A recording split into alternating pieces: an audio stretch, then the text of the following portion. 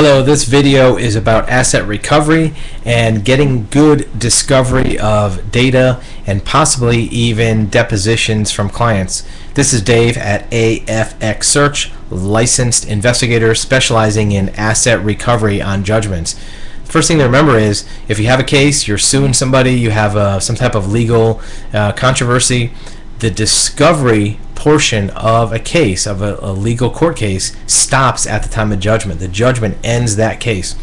As a plaintiff, you're probably not going to be able to do any more judgment. You can check with your attorney on that. So what do you do about collecting on that judgment if you can't do any more discovery and getting information? In most cases, it becomes the role of the attorney or the court to issue an order of examination where the defendant, the debtor, or even third parties are compelled to testify or compelled to produce records.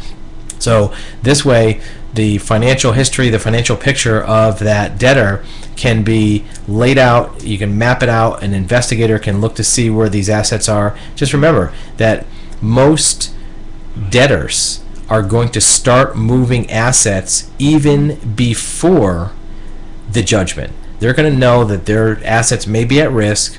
They cause somebody damage, car crash, some type of physical injury. They're going to start hiding these assets a long time before the judgment actually happens. It may even be before the case even starts. So you want to make sure that you go back in time to when these assets start moving so you can follow that flow of funds. Ideally, during the case, during the trial, you want to start getting some of these records in discovery. If you can show bad faith, sometimes that'll help the case. If necessary, subpoena the records from the debtor and even from third parties, real estate agents, closing escrow companies, car loan firms, dealerships, stockbrokers, leasing companies. Anybody who had a financial engagement with that debtor will have some records about their activities. It might be a credit application. On a credit application, you're going to list all your bank accounts, your income, your employer. It's going to have a lot of good information. If you match those up over time, you can see that if all of a sudden this person had a bunch of assets, 3 years ago, and now the asset level dropped, the debtor better be able to demonstrate where all that money went and where it flowed to, and that it wasn't a fraudulent conveyance. So the question is, if you're going to subpoena those records and talk to third parties, do you do that before or after you depose the debtor? Well, if you do it beforehand, now you have more information to dig out of the actual subject of the case. However, if you do it afterwards, sometimes you can let the debtor paint themselves into a corner and say things that aren't true, and then you can dispute that with what comes from the third party. So either one has a good strategy depending on the type of case you're working on and the type of the debtor that you're working with. That kind of bad faith material misrepresentations can go a long way in getting a court to give you some latitude on collecting assets, collecting records, collecting data. When you do start getting records from the debtor, from that individual, you want to backtrack as far as you can. Go 18 months prior before there was any activity. If the damage or the injury occurred in January, you want to go back at least a year and a half to find out what all was happening before that, so you can match it up with their activity afterwards to see what's different. Follow that flow of funds, where the money went to.